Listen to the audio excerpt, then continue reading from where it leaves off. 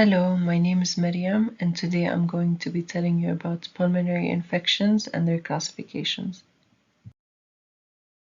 So first, let's talk a bit generally about pneumonia.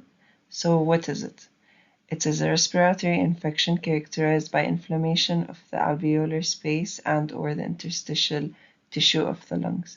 In industrialized nations, it is the leading infectious cause of death, and it is most commonly transmitted via aspiration of airborne pathogens, but it can also result from aspiration of stomach content.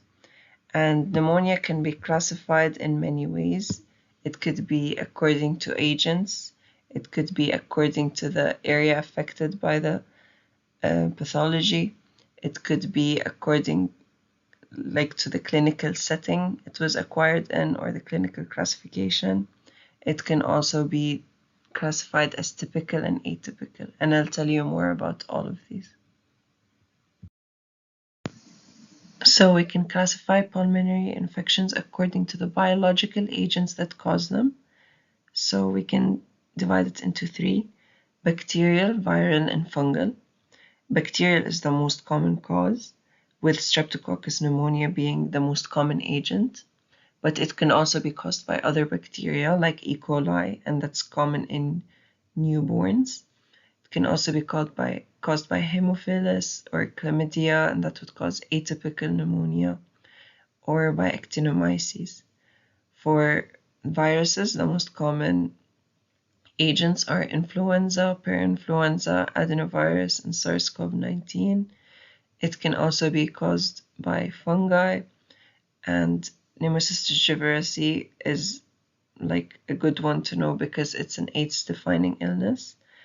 And fungal pneumonia are only caused in immunocompromised patients, basically.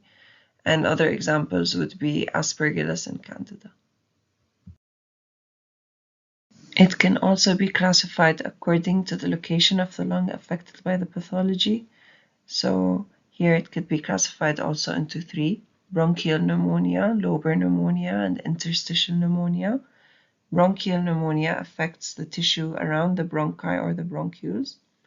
Lobar pneumonia affects one lobe of the lung, and interstitial pneumonia affects the tissue in between the alveoli.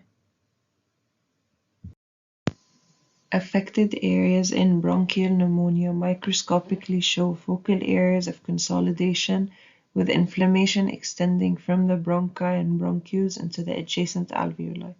The inflammatory infiltrate consists of neutrophils, macrophages, and fibrin.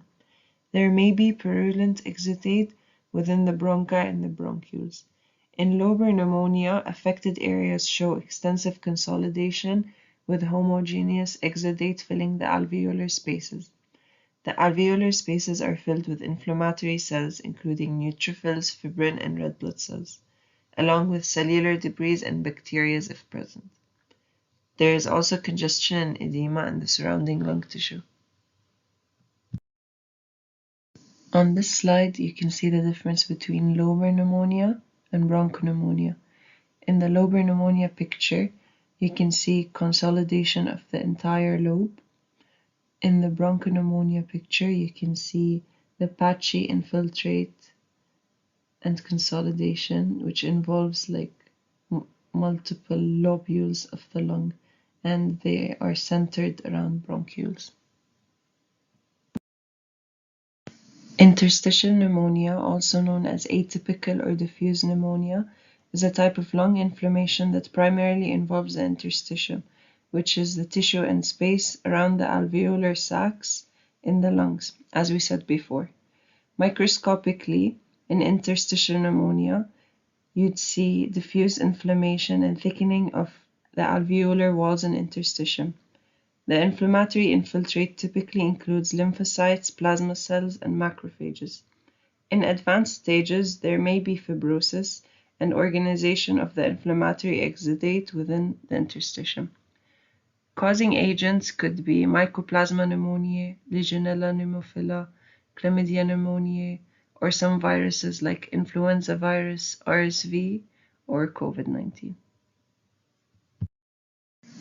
You can also classify pneumonia clinically according to the cause or the setting it was acquired in. For example, you can have community-acquired pneumonia, which is acquired outside the healthcare establishment.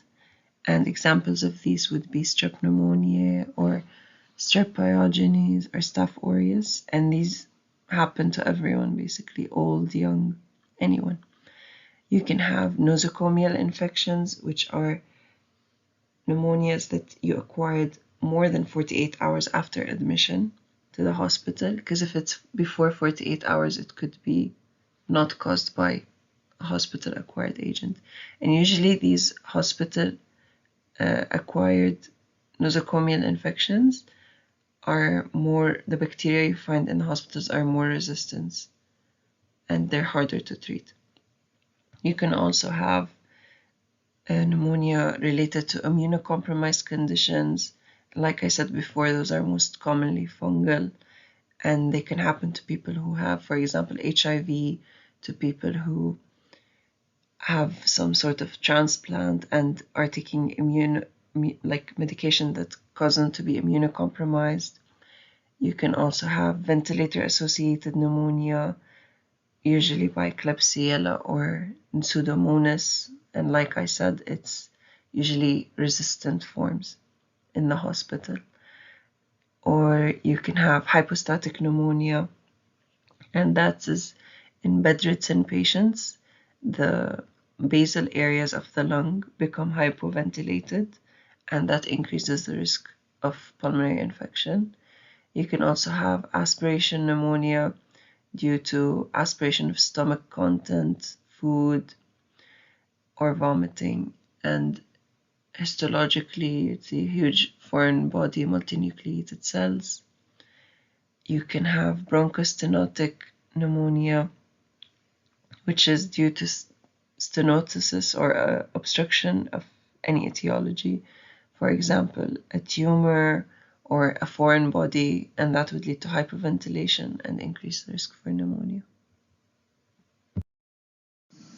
It can also be classified into typical and atypical, and this can be understood in two different ways. It could be understood as typical, meaning caused by a usual bacterial agent, like strep pneumonia, for example, and atypical being caused by an unusual agent, like fungi, like Pneumocystis jirovecii, or atypical bacteria like chlamydia.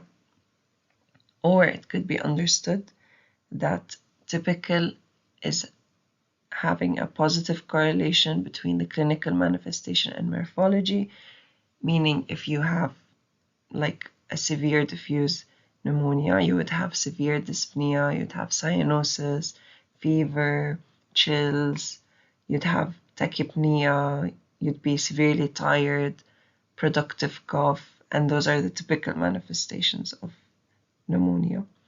Or it could be atypical, which means there would be a discrepancy between the morphology and the clinical manifestations. So you'd have like mild fever, maybe some pain and dyspnea, and they also call it walking pneumonia because the patient appears much better than his X-ray scans or lab results. Thank you for your attention and good luck in your future exams.